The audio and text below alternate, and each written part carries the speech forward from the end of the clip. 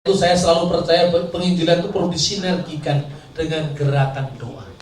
Kadang-kadang orang ini sudah clear otaknya ini, tapi dia punya pikiran macam-macam. Kalau saya meninggalkan ini, bagaimana komunitas saya, bagaimana yang sudah saya bangun bertahun-tahun, bagaimana dengan budaya saya, keluarga saya, itu juga merupakan suatu pertimbangan. Karena saya yakin dan saya percaya bahwa gerakan-gerakan doa kita mengelilingi kota dan sebagainya itu salah satu bagian bagaimana kita mengcover wilayah-wilayah teritori yang kita mau selamatkan dengan kuasa doa. Karena tidak ada satupun yang bisa menandingi kuasa Tuhan Yesus. Amin. Otak kita ini, pikiran kita ini hanya sarana. Banyak orang menjadi kendala karena dia konsepnya salah. How to understand, a misunderstanding, itu yang pertama dilakukan oleh otak kita. Bagaimana kita menjelaskan kesalahpahaman orang dan kita paham orang salah paham dengan kita. Lalu baru tingkat yang kedua, how to share the gospel to Muslim society, to Muslim people. Saat itu kita bisa mengerti. Kita memahami kesalahpahaman dulu kenapa Yesus disebut anak Allah. Bukan berarti Allah itu beranak. Kita paham itu. Karena iman itu timbul dari berita. Amin. Dan berita itu sabda Kristus. Jadi kalau berita kita kadang-kadang kabur, orang punya alasan untuk menolak. Inilah tugas dari para intelektual. Jadi bagi saya, tidak pernah mempertentangkan antara seorang yang bergelut di bidang intelektual akademis dengan gereja. Keduanya harus disinergikan. Tidak bisa berjalan sendiri-sendiri. Amin. Kadang-kadang kita dalam pelayanan kita mempertentangkan satu dengan yang lain. Menurut saya tidak. Saya misalnya gini ya, saya itu pertama-tama menjadi Kristen, saya sangat dekat dengan tradisi Protestan.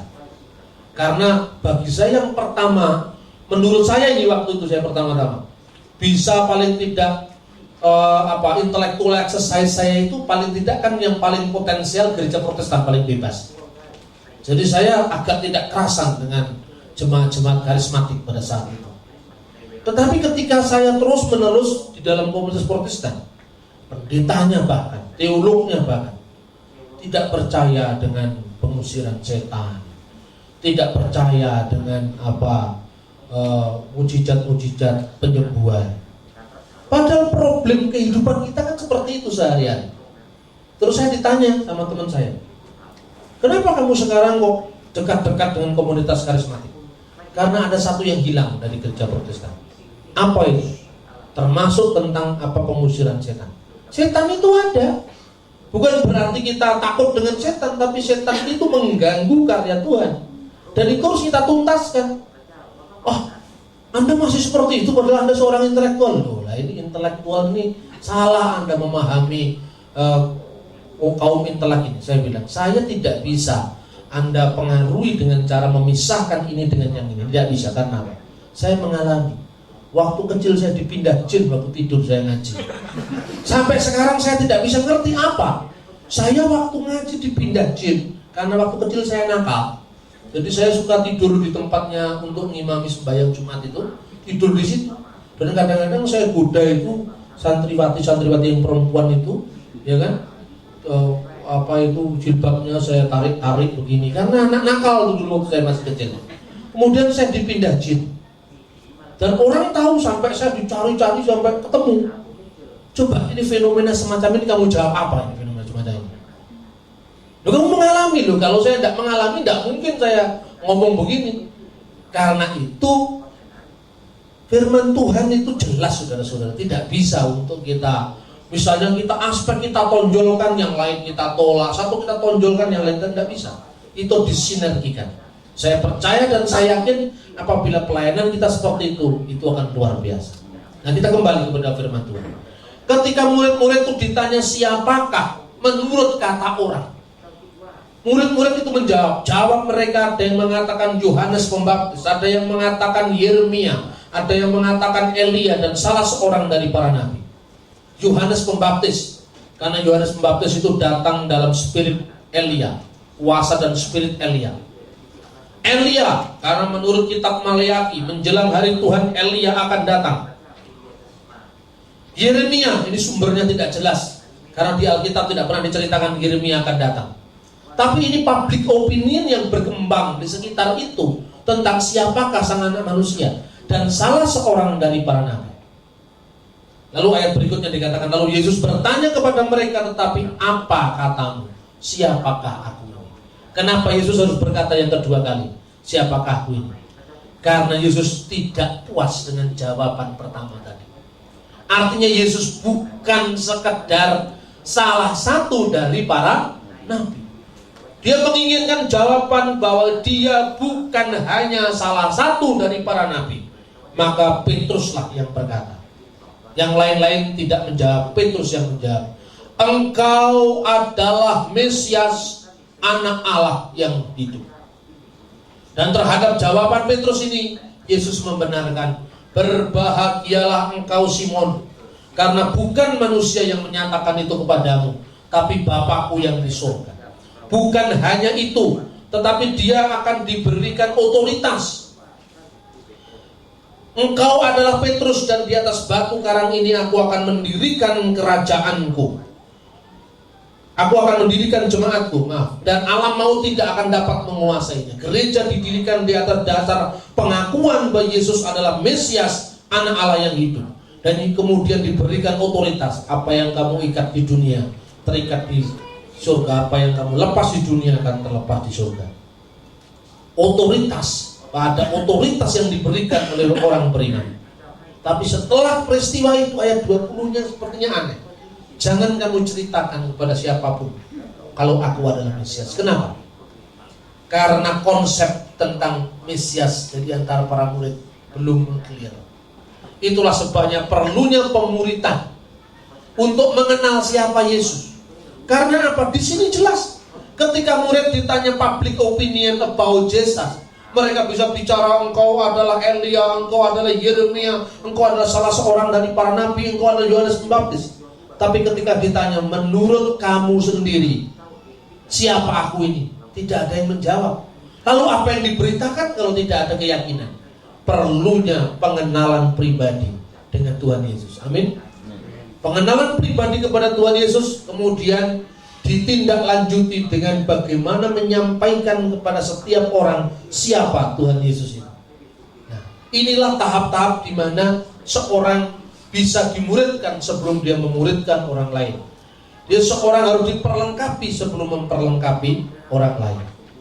Nah, saya ini banyak terlibat di satu pergumulan bagaimana menyampaikan kabar baik pada saudara-saudara Muslim.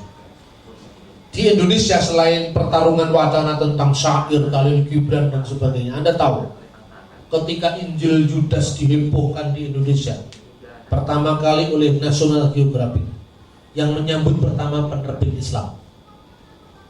Ketika film The Da Vinci Code dihebohkan katanya Yesus kawin dengan Maria Magdalena berdasarkan buku-buku apokrif. Salah satu ketua dari MUI memberikan komentar tentang itu. Ini artinya apa? Mereka sebetulnya orang yang haus informasi tentang kebenaran sejarah. Kristus itu siapa? Lalu ketika The Dead Sea Scroll, naskah Gulung Laut Mati, itu ada sekitar 4 atau 5 buku yang ditulis oleh orang Muslim di Indonesia. Sementara kekristenan sendiri tidak pernah punya publikasi tentang The Dead Sea Scroll. Akibatnya apa? Seolah-olah The Dead Sea Scroll itu dianggap sebagai suatu tantangan menggoncangkan iman Kristen, padahal sebenarnya sebaliknya. Saya pun sering datang ke Timur Tengah untuk riset penemuan-penemuan terakhir tentang kitab suci itu. Saya sering mengadakan dalam nada guyon begini. Kalau kemarin saya sampaikan Quran yang berusia 400 tahun saja bisa heboh di Indonesia.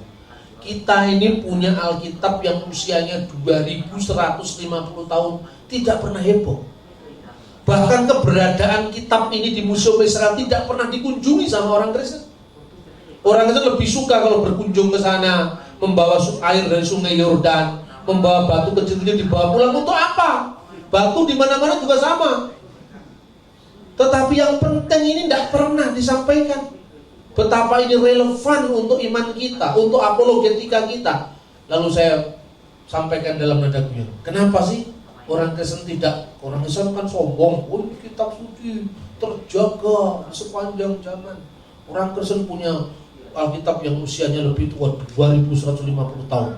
Seluruh perjanjian lama kecuali Ester nggak ditemukan di Qumran. Tapi kenapa tidak pernah menonjol-nonjolkan ini? Ada dua kemungkinan. Kemudian yang pertama, orang Kristen itu rendah hati. Dia tidak mau menonjolkan diri. Kira-kira seperti itu kan orang Kristen. Yang kedua, karena dia tidak tahu. Kalau dia memiliki harta karun sejarah yang luar biasa, yang bisa untuk membuktikan bahwa iman kita tidak pernah berubah, bahwa firman Allah tidak pernah berubah. Karena itu saya pun menulis buku. Kenapa saya nulis buku tentang The Dead Sea Scroll? Tantangan atau dukungan terhadap iman Kristen. Saya pernah menyaksikan di channel 4 TV London di Inggris sana. Seorang yang katanya peneliti Qumran, namanya Geza Vermes, seorang Yahudi. Dia berdiri dekat lembah Qumran, di dekat lembah Qumran, dan dia mengatakan, saudara, saya adalah seorang peneliti The Dead Sea Scroll. Sudah puluhan tahun saya meneliti tempat ini, naskah-naskah, benda-benda purbakala, dan saya mau katakan kepada Anda, Yesus hanyalah seorang Yahudi biasa. Dia tidak lebih daripada itu. Wah, luar biasa ini. Itu namanya Geza Vermes. Kedua, ada seorang Kristen namanya John Allegro. Dia anggota dari gereja Metodis. Lulus seminari, sekolah tinggi teologi. Dia oleh universitasnya dikirim ke Israel mulai tahun 1958 kalau nggak salah, untuk meneliti naskah Qumran.